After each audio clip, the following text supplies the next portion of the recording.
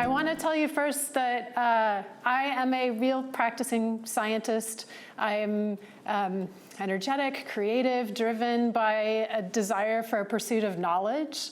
And I also admit that as a scientist, that doesn't mean that I actually know all that much better about what should or should not be done, but I know what is being done and I know what could be done with it. And that's really what I want the purpose of our conversation today to be, because when it comes to what should and should not be done, I really think that that needs to be a conversation that is had far more broadly. Not everyone will win in the long term in those kinds of conversations, but ultimately, if scientists and the public are mutually engaged in these kinds of conversations, then what actually does get done hopefully balances the benefits and risks to the best so that all of society can get as much out of that cost-benefit analysis as possible. Okay, so with that said, I'm actually going to tell you about what my lab does that isn't trying to engineer mice with selfish genes, and that's because I'm an evolutionary biologist, and I study this thing, which is not a mouse. It's called a jerboa. It's spelled J-E-R-B-O-A. This is totally normal. We did not do this in the lab. Evolution did this. We have not done this in the lab yet, which I'll get to in a moment. But this is an animal that's adapted to live in sparsely vegetated deserts. The reason that it has this kind of crazy locomotion is because it lives in these open environments where there's not as much cover, not as much protection from a predator. And I can attest to the fact that these are really, really hard to catch. So that's the evolutionary advantage of having this kind of skeletal structure. And it really is largely the skeletal structure. So one of the big questions that my lab is interested in answering is how proportion gets established. So you can probably appreciate that these two species have very, very different skeletal proportions. But that's not just an evolutionary question that we would like to answer, how is proportion established? It's actually also a question in human health and human development. And that's because you can probably appreciate that skeletal proportion changes throughout the adolescent to adult growth of an individual, which is a really good thing. Otherwise, we'd all walk around looking like giant fetuses. And I rather like my adult smaller head and longer arms and legs. Okay, so the way that we're going about trying to understand what evolution has done to reshape the skeleton is we identify regions in the genome of this species, the jerboa, that we think might be responsible for, mechanistically responsible for some of these differences in skeletal growth. And we want to take those genes from a mouse, delete them, and stick in the same location of a jerboa. So basically create this kind of mixture of mouse and jerboa genome. And the idea is that if this piece of DNA from the jerboa is indeed responsible for that evolutionary change, then we should be able to replicate that in a laboratory animal and say what the actual contribution to the difference in development is, which means that instead of saying we think evolution may have done X, Y, and Z, we can say evolution actually did X, Y, and Z, and that's how we have different animals' shapes and body forms. Okay, so I'm going to give you, because this is going to be important for the rest of what we're going to talk about, how many of you have taken a genetics class before? How many of you who have taken a genetics class before have not thought about genetics in more than 2 years?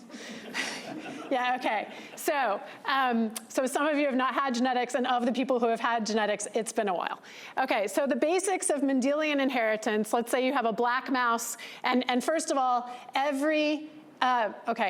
almost every animal has 2 copies of each chromosome in your body. So there are 2 copies of every gene, and you got one of those from your mother and one from your father, right? So this black mouse has one black copy of this gene on one chromosome and another black copy on the other chromosome. This mouse is albino in both of those locations. So if you cross these to one another, each of them will randomly contribute one of those chromosomes, one of those genes, one of the copies of those genes to their offspring. And because this one can only contribute a black and this one can only contribute an albino, all of these individuals will be black at one site and albino at the other site. Is that everyone following so far?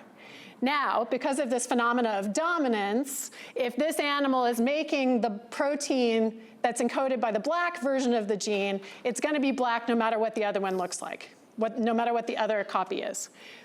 So now we cross these individuals to one another, and it gets a little bit more complicated. And so now, because of this random assortment and sort of reconnection at fertilization of these different versions of this gene, 1/4 of the individuals will have 2 copies of the black version. 2 of them, half of them, I should say half of them, will have 1 of each, and 1/4 of them will have 2 of the white ones. Okay? Okay. So if you wanted to get one of these individuals, you're limited somewhat by the fact that this principle of genetics means that getting this particular copy and this particular copy is going to happen 25% of all the possible combinations of these genes. All right. So this is a problem when you're trying to do things that are complicated. If you're looking at single gene genetics, 1/4 of your desired genotype, if this is your desired genotype, 1/4 is not so bad. But with every gene that you add to that, if you're trying to make complicated genotypes, then the probabilities get diminishingly small. And what I mean is, so if, in particular in our question, there's probably not one gene that was mutated in the course of evolution and you got these crazy long jerboa legs, right? It's probably multiple genes that were mutated over millions of years, an accumulation of all of these different changes throughout an animal's genome or throughout multiple generations is going to add up to the phenotype, the way that the animals look right now. And so, if you want to try to recapitulate what evolution has actually done, that means you need to try to bring in lots of genes from the jerboa into a mouse and see what the combination of all of those evolutionary changes does to the skeleton of a mouse. Okay, so that's our goal. We want to try and see what evolution actually did. All right, back to genetics. So now, let's say we have 3 genes, and we want to combine these individuals. So this is an animal that has a big A and a little a big B and a little b, et cetera, et cetera. There's 2 different versions of each of these 3 genes, right? We cross these to each other, and just because of probability, and you don't have to think about exactly how the math works, I'll tell you how the math works. If you do some back-of-the-envelope calculation, you need 143 baby mice for a 90% probability that one of those animals is going to have this genotype if that's the one that you want. This keeps me up at night. Because I have a decent amount of grant money to try to understand evolution, and the people who gave me that money are really, really smart, and I'm sure they trusted that we would figure it out, but I've always kind of worried about the fact that genetics is not working in our favor. And so the problem with this is raising mice costs a lot of money. It costs, on average, across institutions in the United States, it's about $1 per cage of mice per day that you're housing them. And you can only keep about 3 or 4 mice in a cage at a time. So people are spending hundreds of thousands of dollars in mouse work per lab per year across the country. It also takes an enormous amount of time, because bringing all of these different genotypes together takes multiple generations to get even to that point of a few of the correct individuals. So that's people time, and it's also animal time. And think about the fact that 143 of those animals were needed in my back-of-the-envelope calculations to get one that was right. So that's 142 lives that were not necessary, that have no further purpose in our research. And so if we could do something to improve the efficiency of mouse genetics in the laboratory, that would maybe, can we all agree that might be like a pretty good deal, right? Okay, so the thing is that it's not just for me, right? Because complex genotypes are a thing that pretty much every mouse geneticist would like to be able to accomplish. So this is a universal challenge for rodent genetics in biomedical sciences. And so this is where my interest really comes from, in trying to harness these newly emerging technologies. And that brings us to this question of whether these so-called selfish genes can help us to overcome some of these obstacles. So now I'm going to switch into some technology talk, out of genetics into some technology. I'm going to explain to you what we mean about selfish genes. And before we do that, I want to introduce you to the concept of CRISPR. So even just the word CRISPR, have you heard this word before? Okay, so a lot of people have heard this word before. Okay, so the principle of how CRISPR-Cas9 gene editing works is that there are two components. There's a protein component, and there's an RNA component. The protein component here is blue. It's called Cas9. It's a Cas9 protein. And what it does is it actually cuts DNA. But it doesn't just go about cutting DNA willy-nilly. It is actually guided by this, what's called a guide RNA, to a very specific sequence in the genome. And so if you have a specifically encoded guide RNA that you combine with this Cas9 protein, that complex will search through the genome. It's going to find the site that it is programmed to cut, and it's going to make a break in the DNA. Okay? So it's a two-component system, which is important. All right. So the principle of all of this technology is that if you have Cas9 and the guide RNA complexed together as a protein and an RNA, and it finds this piece that it is supposed to cut in the genome, and it makes a cut, one of the ways that that cut can be glued back together again to make a single uniform piece of DNA is using sequence information from the other chromosome, from the homologous chromosome. And if it does that, and there are differences at that site between the two chromosomes, what it does in the process of repairing this cut is that it actually copies over what was on the other chromosome. This happens in the cells of your body all the time. It especially happens during the development of sperm and eggs, because this process of DNA exchange is what shuffles up the genome every time a new generation is in the process of being produced in reproduction. And so by harnessing this tool, you can program this system to make a very specific cut in the genome and then rely on these innate repair mechanisms to take something that was present only one out of the two copies and make it both of the copies. So you basically remove the thing that was there and replace it with the thing that you want it to be. And then instead of this being transmitted to half of the offspring of this individual, it will be transmitted to all of the offspring of that individual. Okay? Is that clear? Okay, good, because that was really important. All right, so this, when all the components are put together, when this guide RNA and the Cas9 are together, then those components are what is catalyzing this whole process. Those components are what's making this whole process happen.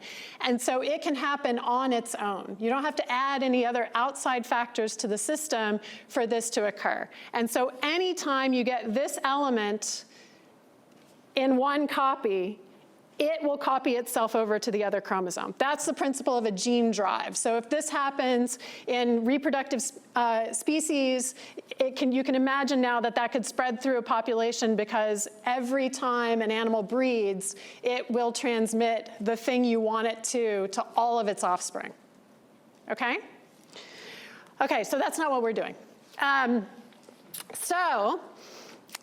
This is what I just showed you, where it's the Cas9 protein and the guide RNA together in this location. But if you take the protein out and you stick it somewhere else in the genome, this now can't copy itself over because it only has one of the two components. Okay? And so what that means is you have to cross an animal that has this thing to an animal that has the Cas9 protein so that the two things can come together in that particular offspring. And then you can get this sort of copying phenomena to occur.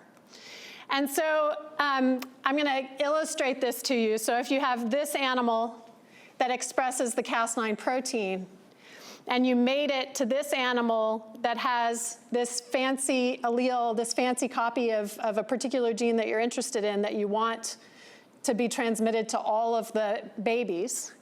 You cross these to each other, and in their babies, they will have the Cas9 protein, which is not in my final version of this, together with the guide RNA that comes from this thing here, right here.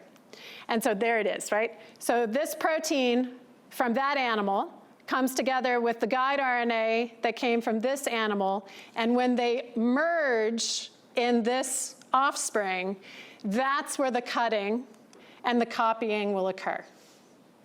But this system, because you have to bring two different mice together for it to work in their babies, is reliant on a researcher picking the right two mice together. And it doesn't pass throughout a whole population with the kind of dynamics that a true gene drive does. And so this gives us greater biosafety control in the laboratory. We don't have to worry about animals escaping. And it lets us do a lot of really fantastic biomedical applications of this kind of technology. And so the advantage is that biomedical research, as I emphasized in the very beginning, would really benefit from this kind of work in the sense that we can save an enormous amount of money, time, and lives of animals by being able to make these kinds of things that we can control whether or not they end up getting inherited by all of the offspring that we want them to inherit.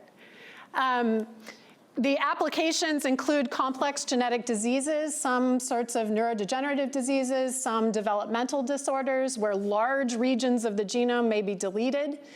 Some of those genes are actually, just because of evolution, they're not all together in mice, so it's harder to model those diseases because you have to make a mutation here, here, here, here, and here throughout a genome.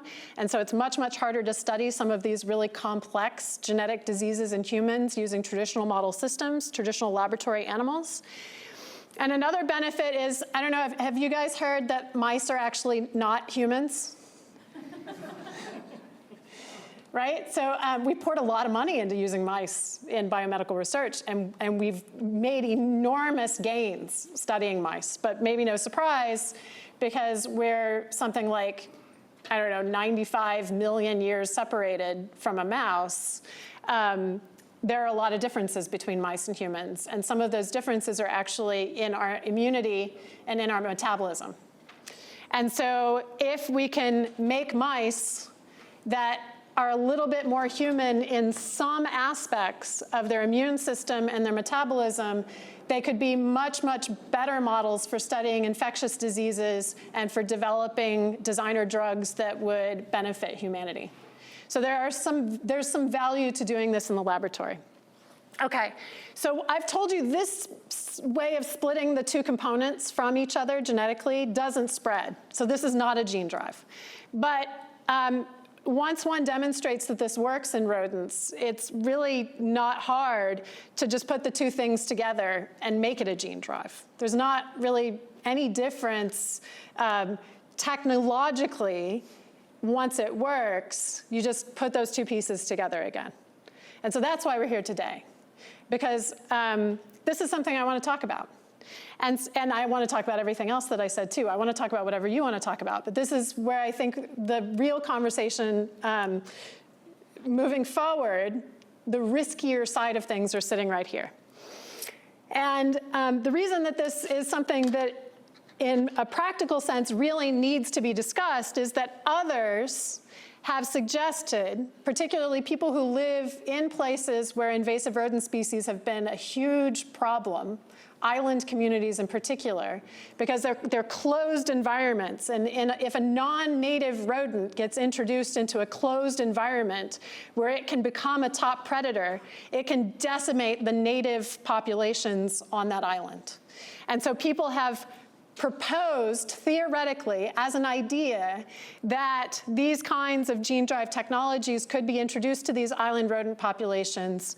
And if these elements encode things that make the offspring sterile, then over time, you could breed out that island population that basically isn't supposed to be there. Okay? So this is the biggest thing that people have talked about with the possible application of this kind of technology. Many others have cautioned against this. Some people have cautioned very practically in the sense that because this whole system relies on very specific sequences, incredibly specific sequences, all it takes is a mutation in that sequence, and then your drive is no longer effective. That the population can evolve immunity to this sort of thing occurring. And mutations happen all the time, just DNA replication errors, gamma radiation from the universe, et cetera. Another concern is whether or not by releasing these organisms, you're basically releasing essentially another invasive species, right? And so that's something that we need to think about as well. Is there some reason why we couldn't then control the population that we've introduced to control the first population? And Australia has, no offense to anyone from Australia, I think that we can learn from a model of maybe not releasing things without really carefully thinking about the implications, the effects of some of the things that we're trying to do for the good of an ecosystem. And then the other big concern is whether or not these things, we could say that releasing them on an island will geographically constrain them to the island, but rodents got to the island. So there's reason to maybe have some concern about whether things can get off of the island again, and whether you really have the kind of geographical limitations that you think you have. So scientists are thinking about this. This is what I want to tell you, is that we are all thinking about this. And there is probably just as much fear and concern within the scientific community as there is within the public. And the reason that I know this is because scientists have come together to agree on a set of principles for any research that is done in gene drives. And some people have also called for a moratorium on doing any of this research until we pause and think carefully about what we're doing. So the principles are, the goal should be to advance quality science to promote public good.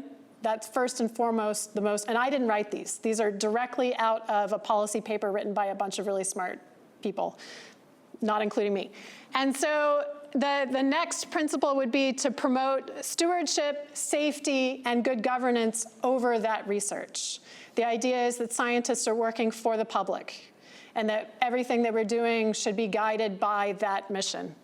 To demonstrate transparency and accountability so that no one is concerned that these mad scientists are off doing their devious things without being open about what it is that we're trying to accomplish and why. To engage thoughtfully with affected communities, stakeholders, and the public, which is why I'm here today, because I want to hear what you guys think, and to foster opportunities that strengthen capacity and education, which is the other reason why I'm here today.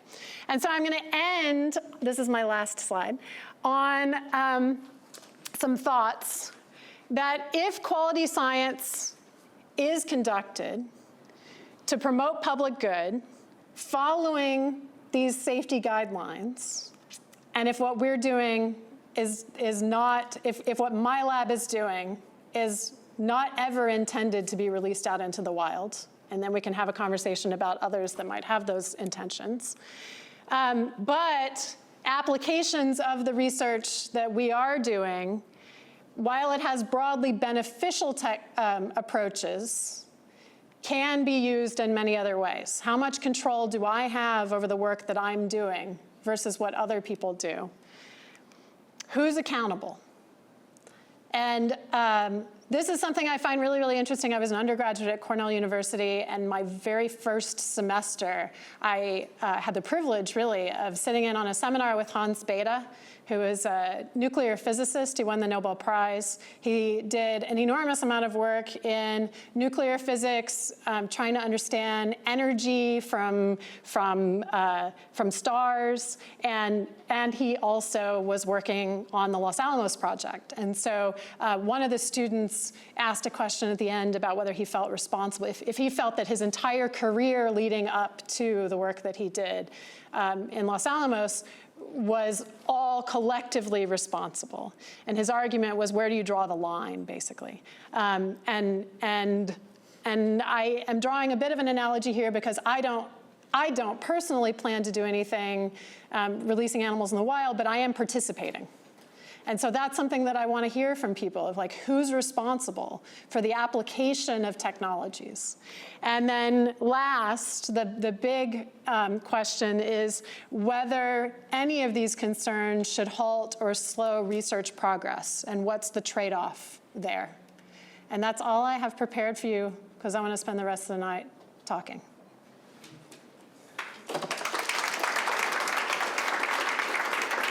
So the plan now is we're going to have a little bit of a conversation with our speaker and panelist, Ramya, and also then take your questions as well as those that you have written down. And I think maybe a really appropriate way to start now would be to ask Ramya, which I didn't warn her about, but maybe, Ramya, based on what you've heard, do you have any sort of overarching comments about the challenges of a new technology like this and what we might want to be thinking about? Yeah, so as Kim was talking, I was thinking a lot about how many of the technologies we have and use already very commonly in our society are what we might consider a kind of dual-use technology. And dual-use technologies it's a very particular term. It refers to technologies that can be used both for sort of everyday commercial uses, domestic uses, household uses, as well as military uses. But if we think about technologies like the automobile or the simple, kitchen knife, these are technologies that we use every day for very benign purposes, but they also, in the wrong hands, can become very harmful technologies. And so one of the things we have to think about with gene drives and thinking about whether we want to release them into the wild is this idea of how can they be used to benefit societies in very, very impactful ways? How can they benefit biomedical research, as Kim talked about? But also, what are the potential harms and risks that they might entail, and how they might be abused by individuals who we can't predict, we can't necessarily locate easily, but who might have nefarious purposes and might repurpose technologies for those kinds of purposes. And I think this speaks a little bit to what Kim was posing as a question towards the end of her presentation, which is, to what extent are different stakeholders in this process of regulating technologies responsible for the potential harms and the potential unintended consequences of those technologies? So structurally, it might be useful, and actually I know that at least one of the questions at the break was asking a question about the technology. So does anybody have questions they would like to ask about how this works to make sure we're all on the same page? Anything that might not have been clear? Okay, so let me preface this by saying I am not a geneticist, nor do I have any intent on becoming one because I'm not nearly that smart. So No. Really, I'm not. No. My question is just really simple. What's the time span between when you start the cut and the new, it's all from A to Z? How long does that take? Yeah, that's a really good question. No, it really is. So the average animal cell divides once in about 24 hours. And so when this happens, a cut is going to be made at some point in that cell's cycle, and that repair has to be made before the cell divides in two. So the actual conversion is really quick. That getting inherited into the next generation and becoming an animal is no different in time from any other sexual reproductive process. And then the other simple question is, why couldn't you just do 2 white mice to get white mice instead of going? Oh, you can totally do that. But Wouldn't that be simpler than going through all that mess? Anyway, never mind. so the issue is that not all the genes that you want in the end are going to start out in the same animals. But yes, you're right. That would be the fastest way to make more white mice. And just to be clear, those 2 questions were good enough that you do qualify to be a geneticist. Yeah. We'll confer you an honorary genetics degree right now. So any other questions about the technology before we go into its use or misuse? I just had a question on, since like a body of an animal has billions, trillions maybe of cells, I don't understand how if you modify one cell, how does that replicate throughout the entire body? Right. Oh, I love these questions. These are the kinds of things that you don't think you need to explain until you talk to someone who has like just a totally different perspective on things. So if you were to change one of they're called somatic cells, the non-sperm and egg making cells of your body that make up all the rest of your tissues, then only that cell and its descendants would have that change. So like very locally in your body, you would have a change. What we're talking about here, though, are manipulations that are occurring in the lineage of cells that make the sperm and the egg. And if you make a change in those cells, then when the sperm and the egg combine to make the single-celled embryo, and then it divides and divides and makes an entire animal, then all of the cells and all of the tissues of that animal's body will have inherited that change, because this is encoded in the genome. And the genome that came from your mother and your father is the same genome in almost every cell in your body, with some exceptions that are nuanced that I won't get into. Thanks. And Ray. Yeah, when you do the CRISPR thing, is it easy to mess up? Like you meant to change one gene, but somehow it changed another one. And, is that something, no, that can't happen, it's very definite, and, or is it? Yeah. So that's another really good question. So I'll answer this in 2 parts. So the first part of the question is recognizing that if you're talking about this sort of gene drive conversion, 2 things have to be true in the DNA. One thing is the specificity of the cut that you make.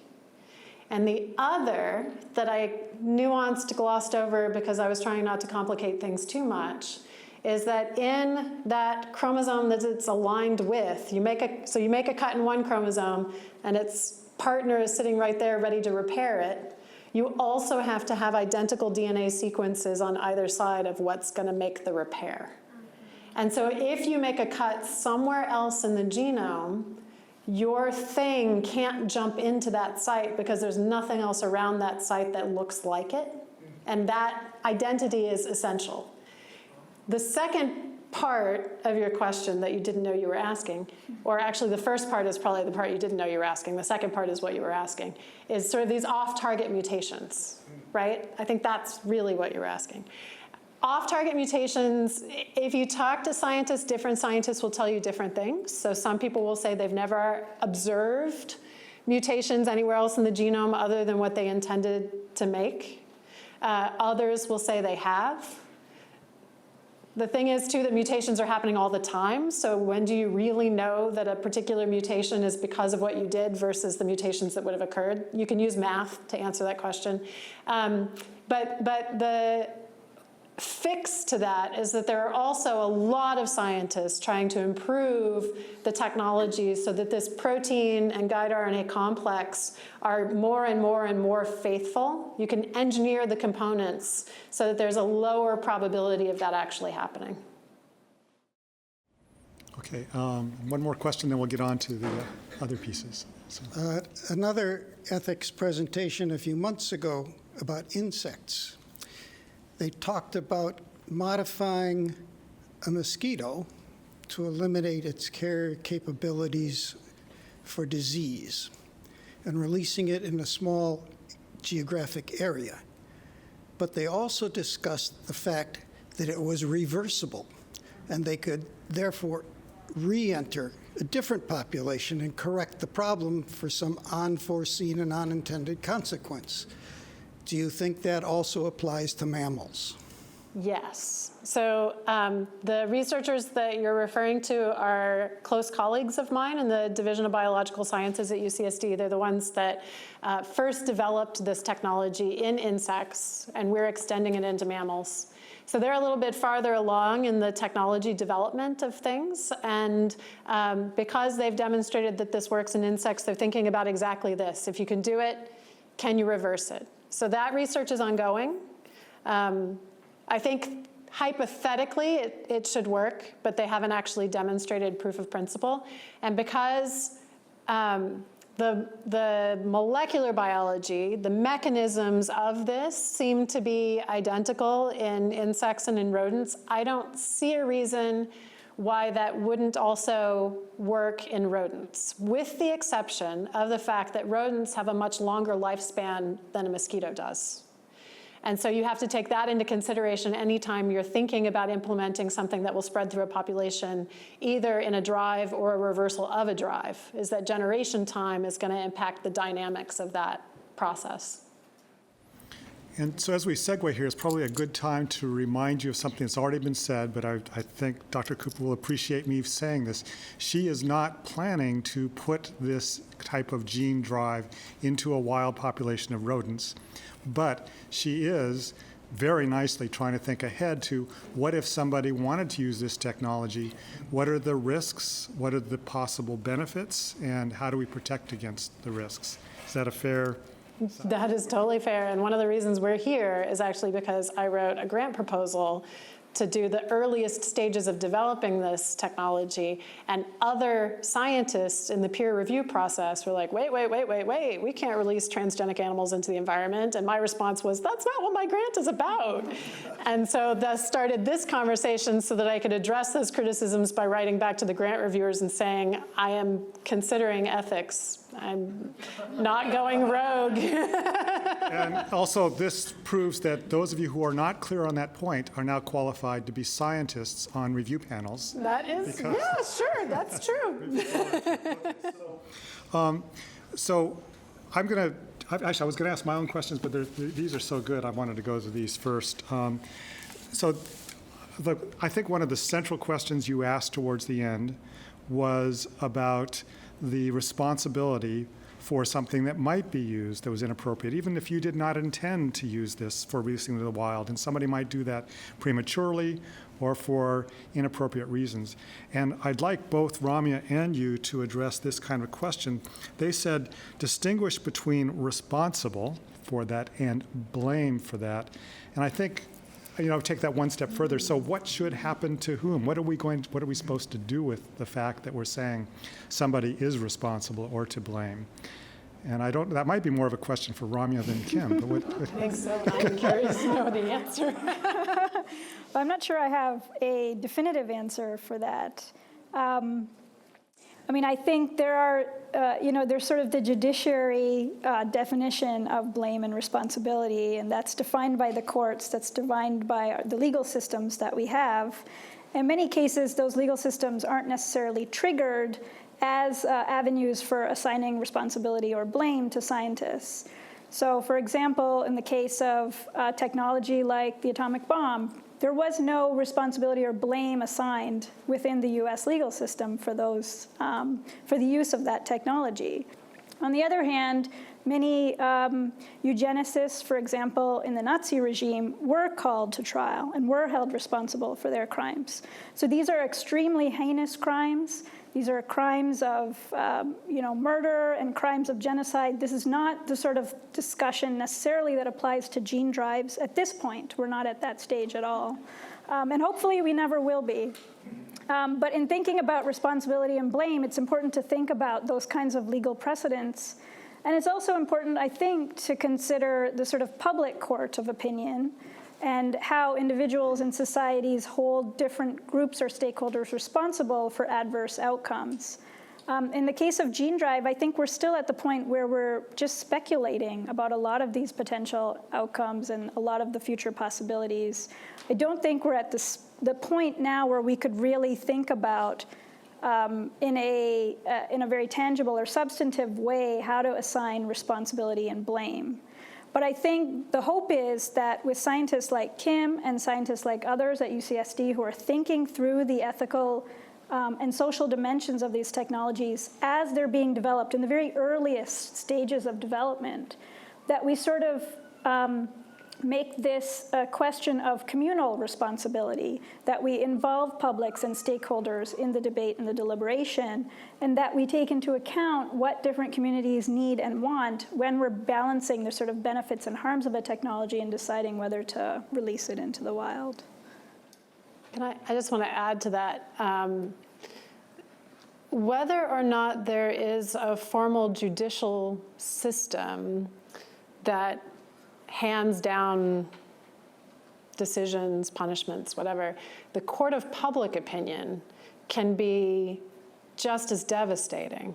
And so, there are scientists who have themselves been threatened, their families have been threatened because of that court of public opinion. And so, maybe whatever they did wasn't warranting time in prison or anything, but if any movement within the public, however small it is, because it doesn't take very many people to really destroy someone's life, like that's also something that we should talk about, because the greater public conversation about these kinds of things influences individual people and their actions. And so by having these conversations early, having the broader public understand and involved in those conversations, maybe the general tone of the conversation goes in such a way that individuals are less likely to punish people. It occurs to me that even though many of you described yourselves as not being geneticists and knowledgeable about genetics, based on being here this evening, you now know more about this than most of your neighbors know. And you probably know enough to have a gut feeling now, should we hold Dr. Cooper responsible? Show of hands. If somebody takes the technology she refines and uses it in mice, is she responsible for that in any sense? Or do we let her off the hook and say she's just a scientist trying to do good things? That wasn't a rhetorical question. I'd actually like to hear what people think about that. We could start with show of hands. How many think she's responsible? No, be honest. Like, if you think that someone else taking this technology is going to release it into the wild, does that take precedent over the possible advances to knowledge and benefits to biomedical sciences? That's the question that I want to know. Yeah. Can we take Absolutely. a few hands but here we and there? need you to come to the microphone because Yeah. otherwise it won't be heard. So, I think it can be helpful in that question to look at the age-old question of whether or not science has a moral obligation. Okay, you've heard that question. All right. In thinking about that, my feeling is that we need to distinguish between science and technology. Let's define science as the study of natural phenomena, okay? The basic pursuit of knowledge and understanding. Exactly. Okay. Okay? Now, it's also a method of investigating that, that knowledge, but that's it. Technology, on the other hand, we can say, the use of that information, does that have a moral obligation? All right? And I think the answer to that, or we wouldn't be sitting here, is yes, it does. Okay? Technology does have a moral obligation. So in looking at what you're doing, or what any scientist is doing, if we could pick out the science part from the technology part, then I think we'd be in a better position to address the ethics of it, the moral of it. That was a beautiful point, and I'm going to complicate it. Well, okay. And the reason I'm going to complicate it is because in my laboratory, we have centrifuges, we have pipetters, we have microscopes, we have balances to weigh things. Those are all technologies that are essential to conducting science. And so if someone comes into my laboratory and uses a scale to weigh out drugs, that's a nefarious application of technology whose primary purpose is scientific. So that was kind of, Yeah, but I think if you look an at extreme example, but that's where it's gray. to me, not really. Okay. Okay? Because that centrifuge is working, it exists as possible because of science that has been done on electromagnetism. Okay, and understanding electromagnetism. If it weren't for that, you wouldn't have your centrifuge. Right. So that centrifuge is an application of the science, not the science itself.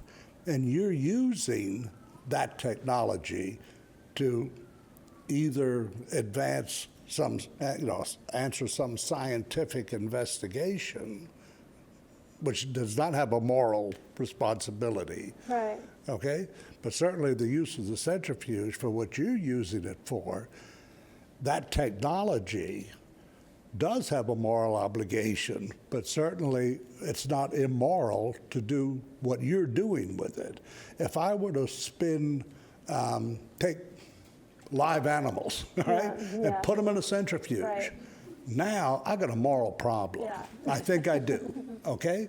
So, but what you're using it for is for a scientific investigation. It becomes the scientific method, all right? So it's at a different scale. That's just my...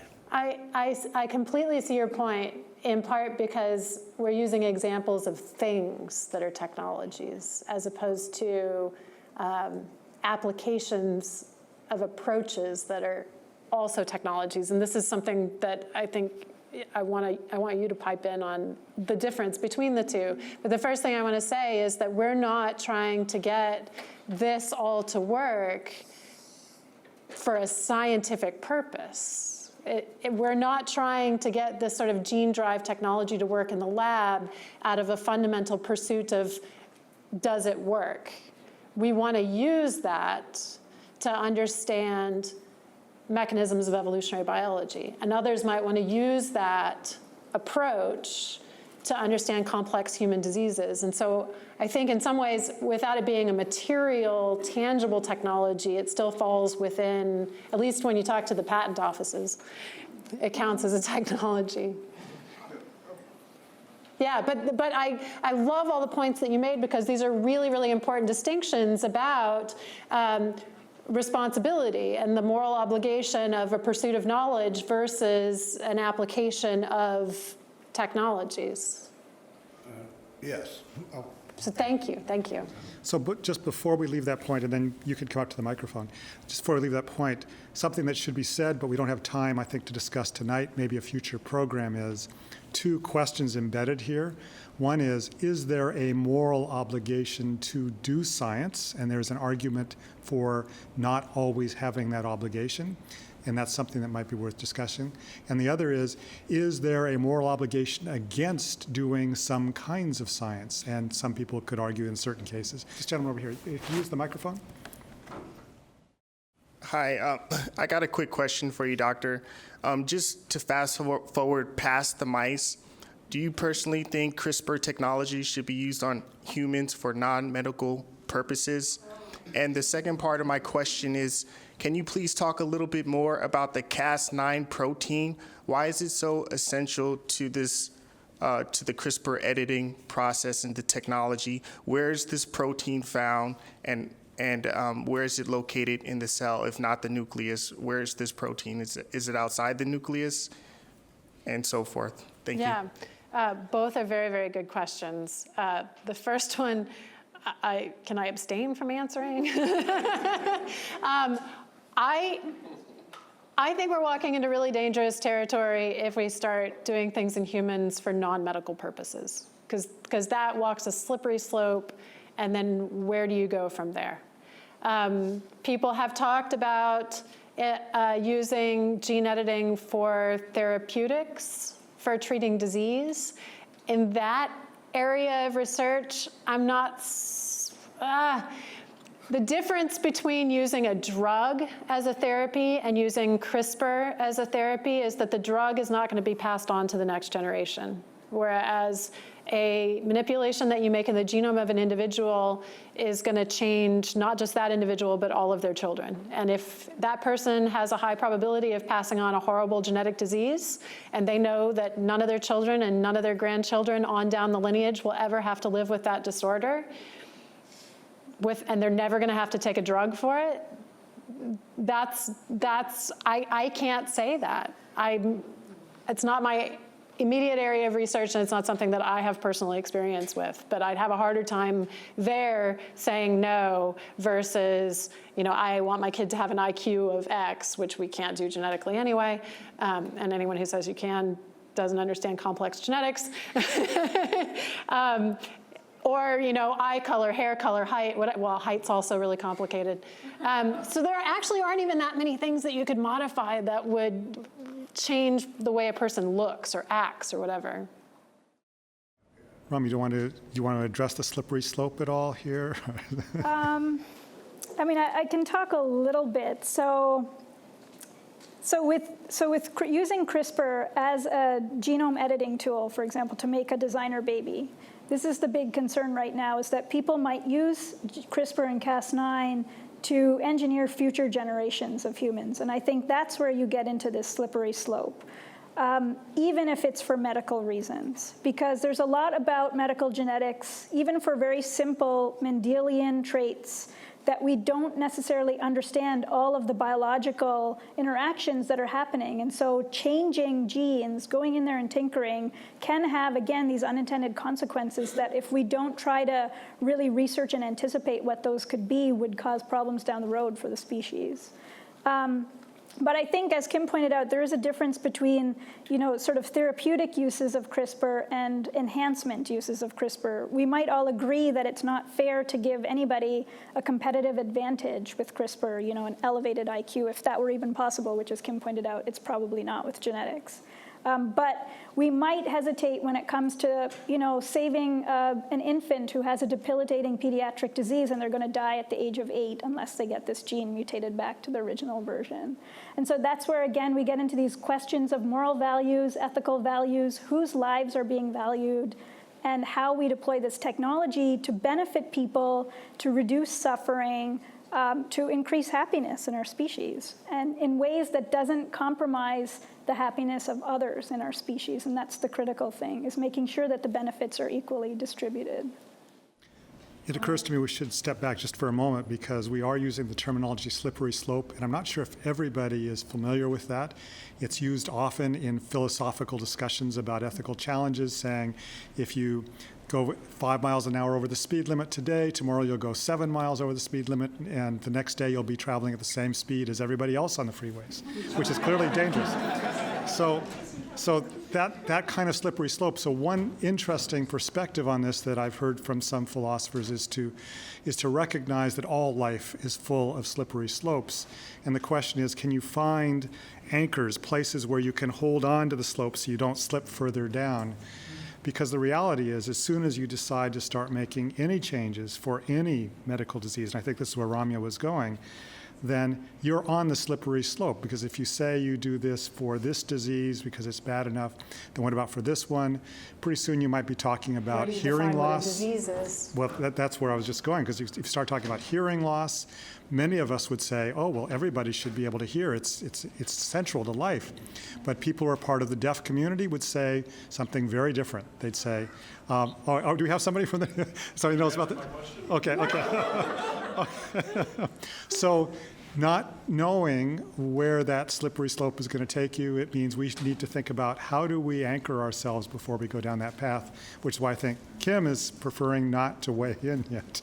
I don't know that I have answers, so I have a hard time answering that question. But I do, before we get onto another topic, I want to answer your second question, because that was unrelated but also very good, and something that I didn't talk about. So you do not have Cas9 protein in your bodies. That's not a human gene. It's not normally in animals even. It comes from bacteria. So there's this sort of arms race happening in microbes that are fighting each other all the time. Do you guys, how many people know about restriction enzymes? Recombinant DNA, okay, the people in my lab plus a few other people. Yeah, there are plants in the room. So these are proteins that, just like Cas9, can cut DNA, but the protein itself, without having any other accessory, can recognize very specific short sequences to make those cuts. Those originally came from bacteria also, because bacteria are always trying to prevent the infection of viruses that are trying to get them. And so they've evolved these mechanisms to be able to cut up viral DNA so that it can't make the bacteria sick. And scientists have already taken those bacterial genes that make these restriction enzyme proteins and use them to cut up pieces of DNA in all kinds of ways. So if anyone wants to acknowledge, if you are diabetic, insulin-dependent diabetic, you are benefiting from molecular biology technologies that are possible because of a very, very similar concept that was taken out of this sort of microbial community fighting with each other, and then we just harness that to be able to cut up pieces of DNA that make human insulin protein and stick those into bacteria so that we can make lots and lots and lots of insulin in bioreactors of bacteria. I think it's important for the total context here. Your presentation today in its entirety is emphasizing that there are scientists working on these tough and interesting questions, but they are also human beings, and that they are they're struggling with questions like, what will happen with the use of this technology? I might learn these neat, great, valuable things, but how might it be used that might develop? Yeah, so thank you for asking. Okay. I said thank you for asking because I meant it, and now I'm saying an extra. Okay. Thank you for asking, because you're right. And thank you for answering. Okay, and now my job is to be the evil moderator. We should close the program, and if people have additional questions, please feel free to come up and ask. I want to thank Ramya and Kim. This was outstanding. Thank you very much.